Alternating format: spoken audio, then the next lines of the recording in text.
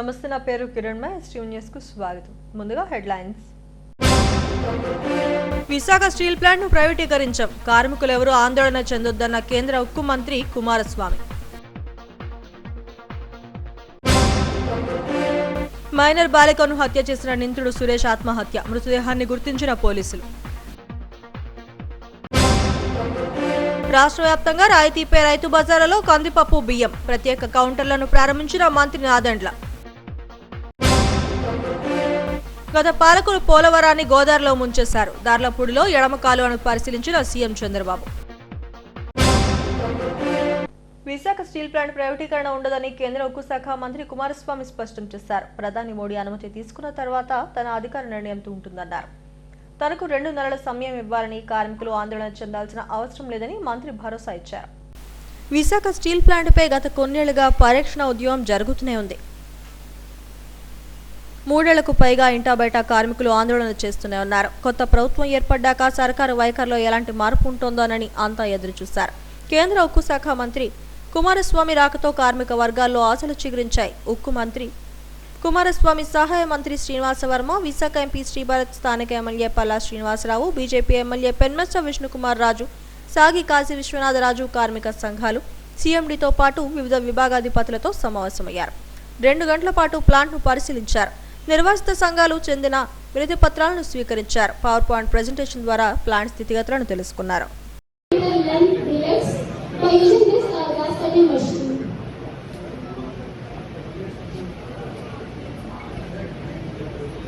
By this, we will be making our continuous liquid steam into hot solidified billets, and we in SMHU are making different billets of sizes 150 squares and 200. ప్రధానికి ఇక్కడి పరిస్థితులను వివరించి అధికారిక నిర్ణయాన్ని ప్రకటిస్తామని, ఎవరూ ఆందోళన చెందాల్సిన అవసరం లేదని మంత్రి కుమారస్వామి అన్నారు. స్టీల్ ప్లాంట్ 100% సామర్థ్యంతో పనిచేస్తోందని స్పష్టం చేశారు. దేశ ప్రయోజనాలు ఉపయోగపడే విధంగా ప్లాంట్ను తీర్చిదిద్దుతామన్నారు. ఈ మేరకు విజిటర్స్ బుక్లో కూడా రాస్తామని చెప్పారు. విశాఖ స్టీల్ ప్లాంట్ను పరీక్షించుకునేందుకు తుది నుంచి పోరాడుతోంది తామేనని టీడీపీ రాష్ట్ర అధ్యక్షుడు పల్లా శ్రీనివాసరావు అన్నారు.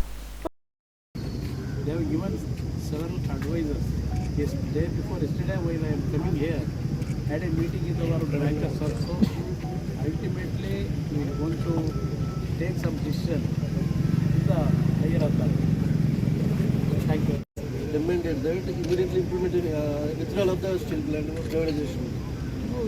Who told going to privatize? There is no question of privatization because before I announced, Prime Minister's permission report to convince all the issues pertaining to the RINL issue, we prepared discussion we had. ముఖ్యంగా మరి గాజువాక ప్రజల నుంచి, అలాగే steel plant ప్రజలు, కార్మికుల నుంచి, నిర్వాసితుల నుంచి వారందరికీ కూడా ప్రత్యేకంగా స్టీల్ మంత్రి గారికి, సహాయ మంత్రి గారికి ధన్యవాదాలు తెలియజేస్తున్నాను. ఎందుకంటే ఉక్కు మంత్రి ప్రకటనతో కార్మిక వర్గాల్లో కాస్త ఆశలు చిగురించాయి. ప్లాంట్ను ప్రైవేటీకరించబోమని కేంద్ర మంత్రి ప్రకటించడం పట్ల హర్షం వ్యక్తమవుతోంది. మరో 2 నెలల్లో అధికారిక నిర్ణయం వస్తే సుదీర్ఘ పోరాటానికి ముగింపు కార్డు పడినట్లే అవుతుంది.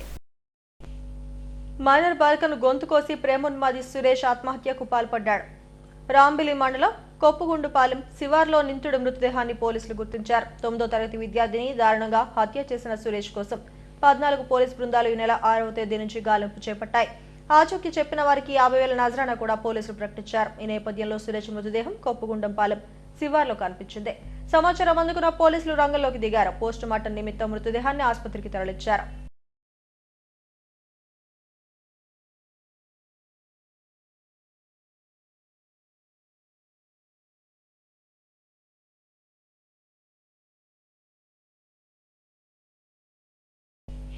రాష్ట్ర వ్యాప్తంగా బియ్యం, కందిపప్పును రాయితీ ధరలకు అందించేందుకు ప్రభుత్వం ప్రత్యేక స్టాల్స్ ని ప్రారంభించింది. విజయవాడ రైతు బజార్లో ఏర్పాటు చేసిన స్పెషల్ కౌంటర్ను మంత్రి నాదెండ్ల మనోహర్ ప్రారంభించారు. కందిపప్పు కిలో 160, సోనామసూరి బియ్యం కిలో 49 రూపాయలకు విక్రయిస్తున్నారు. నిత్యావసర సరుకుల ధరలు పెరిగిన నేపథ్యంలో ప్రజలకు రాయితీ ధరలకు బియ్యం, కందిపప్పును అందించాలని కూటమి ప్రభుత్వం నిర్ణయించింది. రాష్ట్ర వ్యాప్తంగా ఉన్న రైతు బజార్లలో ప్రత్యేక కౌంటర్లు ఏర్పాటు చేసి విక్రయిస్తున్నారు. విజయవాడలో ఏర్పాటు చేసిన కౌంటర్ను మంత్రి నాదెండ్ల మనోహర్ ప్రారంభించి కొనుగోలుదారులకు రాయితీ ధరలకే బియ్యం, కందిపప్పును అందజేశారు. అన్ని రైతు బజార్ల ద్వారా మార్కెట్ ధరల కన్నా తక్కువ రేట్లకు సరుకులను అందిస్తున్నారు.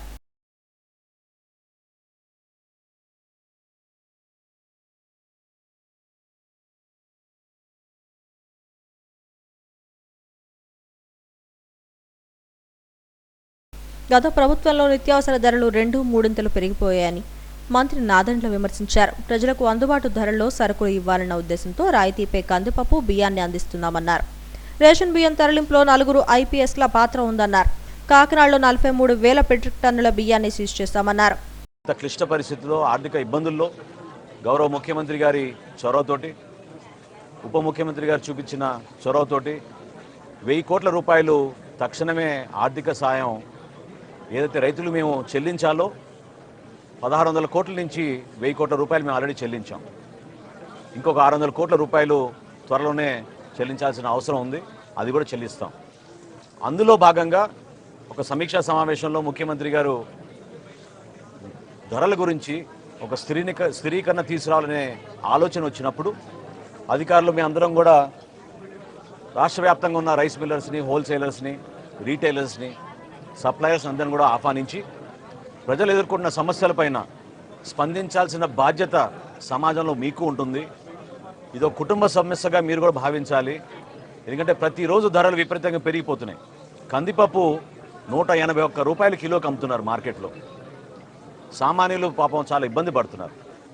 వాటి గురించి చర్చించినప్పుడు వాళ్ళందరూ కూడా పెద్ద మనసుతోటి రాష్ట్ర వ్యాప్తంగా ఒకే ధర అందించాలనే ఒక ఆలోచనతో ఒక 4 రోజులు కసరత్తు చేసి మా అధికారులంతా ఈ రోజున సుమారు 284 అవుట్లెట్లలో ఈరోజు కందిపప్పు ప్రతి వినియోగదారుడికి కేవలం 160 రూపాయలు కిలో చొప్పున అందిస్తున్నాం. అదేవిధంగా సూపర్ ఫైన్ రైస్ క్వాలిటీ 49 రూపాయలు కోటి, 48 రూపాయలు కోటి. ఆ రైస్ కూడా ప్రతి ఒక్కరికి అందుబాటులో ఉంచేటట్టు రోజుకి 391 క్వింటాళ్ళు మెట్రిక్ టన్నులు దాదాపు మాకు ఉన్న స్టాక్ని మేము బేస్ చేసుకుని రాష్ట్ర వ్యాప్తంగా ఈ రోజున 125 క్వింటాళ్ళ కందిపప్పు ప్రతిరోజు అందుబాటులో ఉంచేటట్టు మేము ఒక నిర్ణయం తీసుకుని వినియోగదారులకు అందిస్తున్నాం. వీటితో పాటు మేము రాబోయే రోజుల్లో ఖచ్చితంగా వీళ్ళందరికీ కూడా పంచదార కానివ్వండి, కందిపప్పు కానివ్వండి, రాగి కానివ్వండి, మిల్లెట్స్ కానివ్వండి, ఇవి పంపిణీ చేయాలని ఒక ప్రణాళిక సిద్ధం చేసుకుంటున్నాం. ఏమండి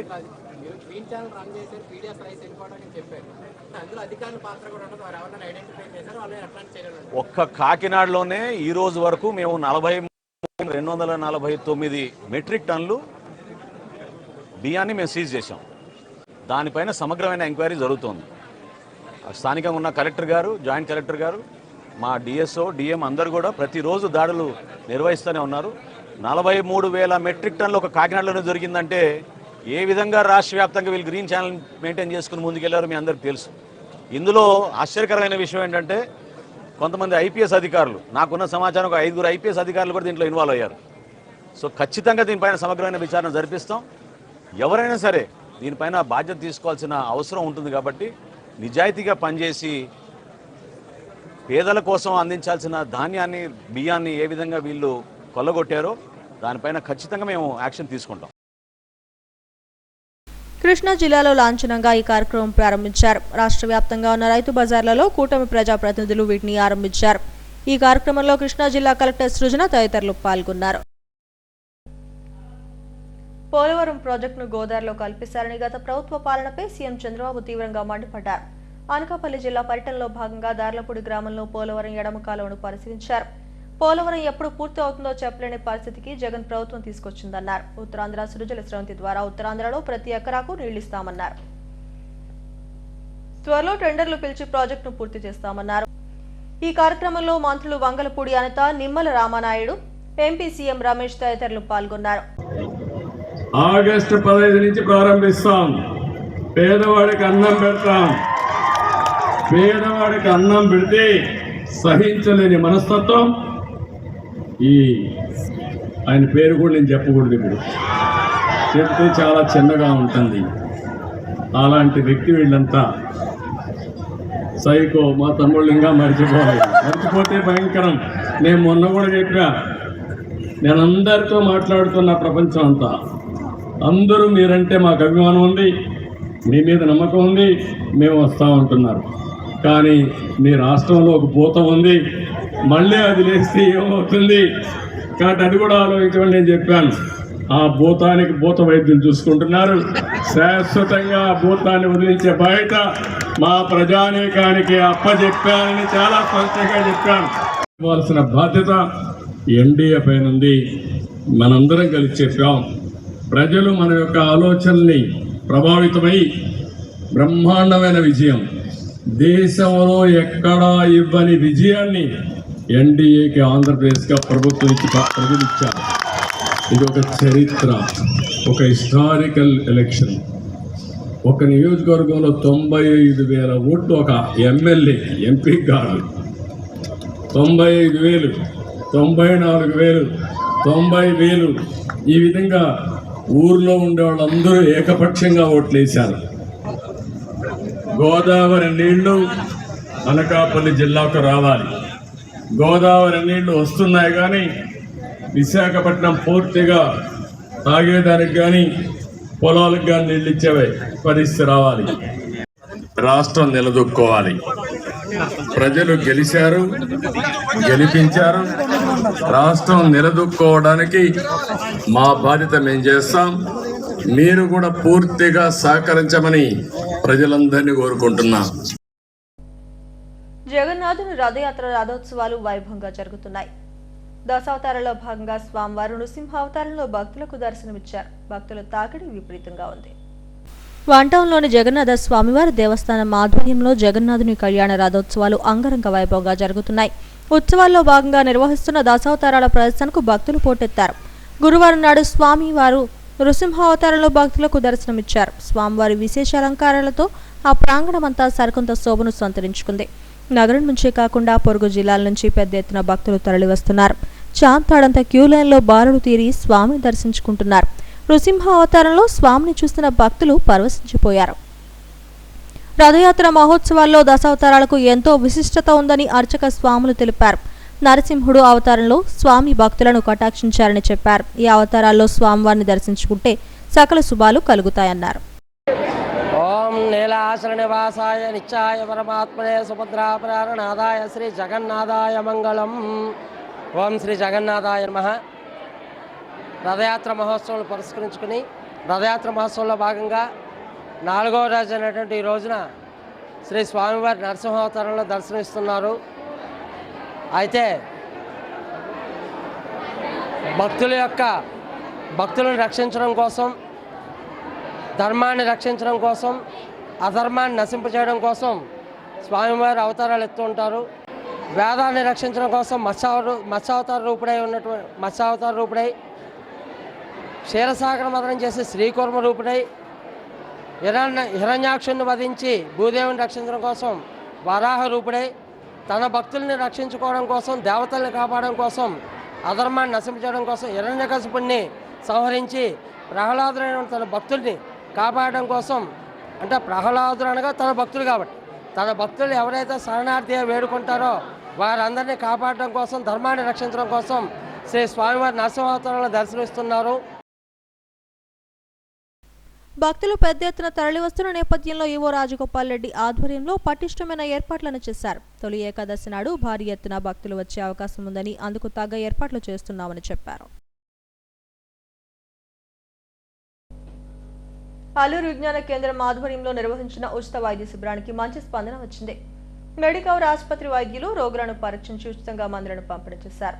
జనరల్ చెకప్తో పాటు సూపర్ స్పెషాలిటీ వైద్యులు కూడా శిబిరంలో వైద్య సేవలను అందించారు.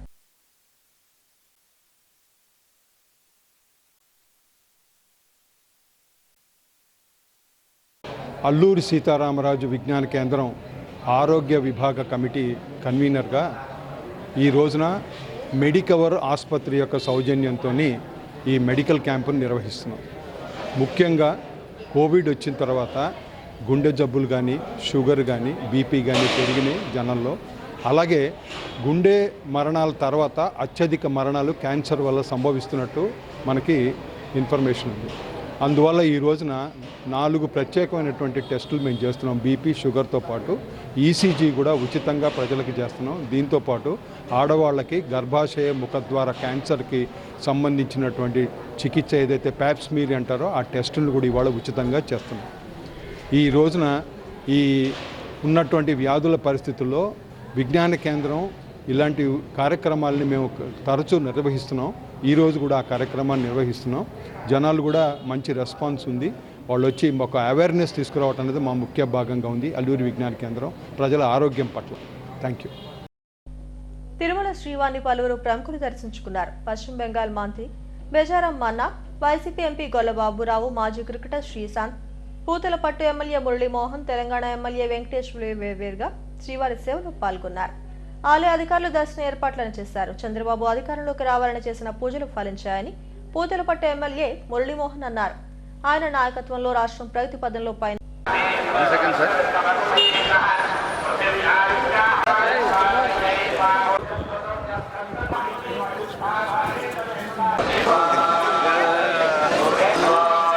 సౌకర్యాలను మెరుగుపరిచే ప్రయత్నం చేయబోతున్నాం. ముఖ్యంగా రైతులు ఎక్కువ మంది ఉన్నారు. అధిక శాతం మామిడి మీద ఆధారపడి ఉన్నారు కాబట్టి మామిడి పంటకు గిట్టుబాటు ధర తీసుకురావడం, వీటన్నిటి మీద కూడా ఒక సమిష్టి నిర్ణయం తీసుకొని ఖచ్చితంగా అధికార యంత్రాంగాన్ని, ప్రభుత్వాన్ని సమన్వయం చేసి, పరిశ్రమలను సమన్వయం చేసి రైతులకు కూడా లాభదాయకంగా చేర్చే ప్రయత్నం చేస్తున్నాం. మొదటగా ఎక్కడెక్కడైతే రోడ్లన్నీ పాడైపోయాయో, నడవడానికి కూడా ఇబ్బందులు లేనటువంటివి అవన్నీ కూడా ఇప్పుడు ముఖ్యమంత్రి దృష్టికి తీసుకెళ్లడం జరిగింది. అట్లాగే గౌరవ నారా లోకేష్ బాబు గారి దృష్టికి కూడా తీసుకెళ్లడం జరిగింది. చాలా సానుకూలంగా ఇద్దరు స్పందించడం జరిగింది. ముఖ్యమంత్రి గారు అయితే ఇప్పటికే ఒక రోడ్డు శాంక్షన్కి సంబంధించి మొత్తం స్టడీ చేయమని జిల్లా అధికార యంత్రాంగాన్ని కూడా ఆదేశించారు. అలాగే లోకేష్ బాబు గారిని కలిసినప్పుడు కూడా చాలా పాజిటివ్గా రెస్పాండ్ అయ్యారు. ప్రతి అభివృద్ధి కార్యక్రమాన్ని చేసి తీరదామని కూడా వారు హామీ ఇవ్వడం జరిగింది. ఆ మేరకు త్వరలోనే పూతలపట్టు గతంలో ఎన్నడూ లేని విధంగా అభివృద్ధి చెందుతుందన్నటువంటి విశ్వాసం నాకుంది. ఆ విశ్వాసానికి బలం చేకూర్చమని భగవంతుని కూడా. తెలుగు సాహిత్యాన్ని నేటి తరానికి అందించాలని మాజీ ఉపరాష్ట్రపతి ఎం వెంకయ్యనాయుడు అన్నారు. కళాభారతి ఆడిటోరియంలో తెలుగు వాద్య మహానిఘంటువును ఆయన ఆవిష్కరించారు. గోకుల్ చంద్ర, రాహుల్ చంద్ర మెమోరియల్ చారిటబుల్ ట్రస్ట్ ఆధ్వర్యంలో నిర్వహించిన కార్యక్రమానికి ఆయన ముఖ్య అతిథిగా హాజరయ్యారు. నిఘంటువును ఆవిష్కరించారు. తెలుగు భాషను కాపాడుకోవాల్సిన బాధ్యత అందరిపైన ఉందన్నారు. ఆంగ్ల మోజులో పడి మాతృభాషను నిర్లక్ష్యం చేస్తే మన ఉనికికే ప్రమాదం అన్నారు. నిఘంటువును చక్కగా రూపొందించారని కితాబిచ్చారు.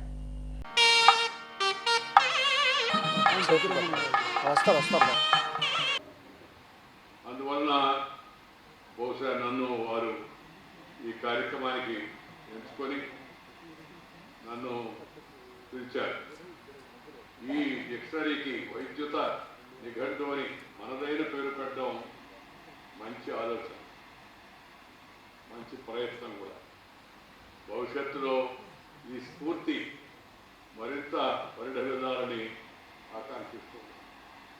ఎందుకంటే మనకి బ్రిటిష్ వాళ్ళు పోతూ మనలో ప్రవేశపెట్టిన ఆలోచనలు, ఆ మనస్తత్వం నుంచి ఇంకా మనం బయటకు రాలేకున్నాం. దానికి ఏదో ఒక ఇంగ్లీష్ పేరు పెడితే కానీ అది ప్రాచుర్యం చెందదు, అది బాగుండదని ఒక తప్పుడు ఆలోచన చాలామందికి ఉంది. అది వాస్తవం కాదు. అలాంటి పరిస్థితుల్లో ఈ వైద్యుత నిఘంటు అని ఈ యొక్క విజయ నిఘంటు చంద్రిక, విజయం అంటే ఈ నిఘంటువుని తయారు చేయడము, దాన్ని ముద్రించడం కూడా గొప్ప విజయం కిందే మనం పేర్కోవచ్చు. ఇలాంటి స్ఫూర్తి భవిష్యత్తులో మరింత కలగాలని నేను భావిస్తూ ఉన్నాను. డాక్యార్డ్ ఎస్బీసీ బ్రిడ్జ్ మీదుగా వాహనాలకు అనుమతి ఇవ్వాలని సిపిఎం జిల్లా కార్యదర్శి జగ్గునాయుడు కోరారు. ఈ మేరకు మల్కాపురం బస్టాప్ వద్ద ధర్నా నిర్వహించారు. బ్రిడ్జ్ రిపేర్ పనులు పూర్తయ్యేసరికి ఏడాది పడుతుందని అన్నారు. అప్పటి వరకు వాహనాలకు అనుమతి ఇవ్వాలని కోరారు. ఈ మార్గం ద్వారా అనుమతి లేకపోవడంతో జన ఇబ్బందులు పడుతున్నారని అన్నారు. ప్రమాద జెండా కానీ, అలాగే గుండె నొప్పులు వచ్చినా కానీ, గర్భిణీ స్త్రీలు డెలివరీకి అయినా సరే నగరంలో ఉన్నటువంటి కేజీహెచ్, కిమ్స్ హాస్పిటల్, బాష్ హాస్పిటల్, ప్రైవేట్ హాస్పిటల్ పరిస్థితి వస్తుంది. కాబట్టి ఈ పరిస్థితుల్లో బ్యాక్ అయితే ప్రజలతో ఆరోగ్యాలకి ప్రమాదం ఏర్పడుతుందని చెప్పి నేను చెప్పదలుచుకున్నాను. ఎందుకంటే అధికారులు చెప్తున్న మార్గం నేవల్ డాక్ యార్డ్ గోడౌన్స్ మీదుగా, మారుతి జంక్షన్ మీదుగా నగరానికి వెళ్ళమని చెప్పని. ఈ మార్గంలో 3 రైల్వే క్రాసెస్ ఉన్నాయి. నిరంతరం రైల్వే వ్యాగన్స్ వెళ్తూ ఉంటాయి. లోడింగ్ అన్లోడింగ్ పోర్టు సంబంధించి మన హెచ్పిసిఎల్ సంబంధించి కోరమాట్ సంబంధించి నిరంతరం వ్యాగన్స్ వెళ్తుంటాయి. ట్రాఫిక్ జామ్ అవుతా ఉంది, గేట్లు పెట్టి ట్రాఫిక్ జామ్ అవుతా ఉంది. అటువంటి పరిస్థితిలో అత్యవసర సర్వీసులు ఉన్నటువంటి ప్రజానీకానికి సంబంధించి మాత్రం వాళ్ళ ప్రాణాలు కోల్పోయే ప్రమాదం ఏర్పడుతుంది. అందుకని అధికారులు ప్రభుత్వ ప్రాణాలు గమనంలో పెట్టుకొని జిల్లా అధికార యంత్రాంగం, ప్రజాప్రతినిధులు, వీటితో పాటు రక్షణ అధికారులు కూడా వెంటనే జోక్యం చేసుకుని ఈ బ్రిడ్జ్ మరమ్మతులు పూర్తయ్యే వరకు పక్కన ఎస్పీసీ బ్రిడ్జ్ మీదుగా వాహనాలు అనుమతించాలని చెప్పి మీ ద్వారా విజ్ఞప్తి అనుమతి ఇవ్వాలని సిపిఎం పార్టీగా డిమాండ్ చేస్తున్నాము. అంతేకాదు ఈ ప్రాంతాల మీదుగా కానీ గొడవస్ మీదుగా ఈ ఇప్పుడు మారుతి సెంటర్ మీదుగా కానీ ఇప్పుడు వెళ్ళినట్టయితే గంటల తరబడి ట్రాఫిక్ ఉంటుంది. అంతేకాకుండా ప్రజల ప్రాణాలు పోయే పరిస్థితి కూడా ఏర్పడుతుంది. కార్మికులు ఏవైతే డ్యూటీలకు రావాలో తక్షణం ఆ టైం ప్రకారం డ్యూటీలకు రాలేని పరిస్థితి కూడా ఏర్పడుతుంది. ఇవన్నీ దృష్ట్యా సిపిఎం పార్టీగా ఈ పక్కనే ఉన్నటువంటి ఎస్పీసీ బ్రిడ్జి మీదుగా అనుమతించాలని కోరుతున్నాము. అంతేకాదు పక్కనే రైల్వే స్టేషన్లు ఉన్నాయి, హాస్పిటల్లు ఉన్నాయి. ఇవన్నిటికీ గాజువాక నుండి సిండియా వరకు ఉన్నటువంటి ప్రధానికానికి ఇదే మార్గం అయినది సంజీవులైనట్టు ఈ బ్రిడ్జిని ఏదైతే ఉందో తొందరగా ప్రారంభించి అంతవరకు కూడా ఎస్పీసీ బ్రిడ్జి మీదుగా అనుమతించాలని మేము సిపిఎం. హెడ్లైన్స్ మరోసారి. విశాఖ స్టీల్ ప్లాంట్ ను ప్రైవేటీకరించాం, కార్మికులెవరూ ఆందోళన చెందొద్దన్న కేంద్ర ఉక్కు మంత్రి కుమారస్వామి. మైనర్ బాలికను హత్య చేసిన నిందితుడు సురేష్ ఆత్మహత్య, మృతదేహాన్ని గుర్తించిన పోలీసులు. రాష్ట్ర వ్యాప్తంగా రాయితీపై రైతు బజార్లలో కందిపప్పు, బియ్యం ప్రత్యేక కౌంటర్లను ప్రారంభించిన మంత్రి నాదెండ్ల. గత పాలకులు పోలవరాన్ని గోదావరిలో ముంచేశారు, దార్లపూడిలో ఎడమ కాలువను పరిశీలించిన సీఎం చంద్రబాబు. ఈ వార్తంతటితో సమాప్తం. మరిన్ని వార్తా విశేషాల కోసం చూస్తూనే ఉండండి STV న్యూస్.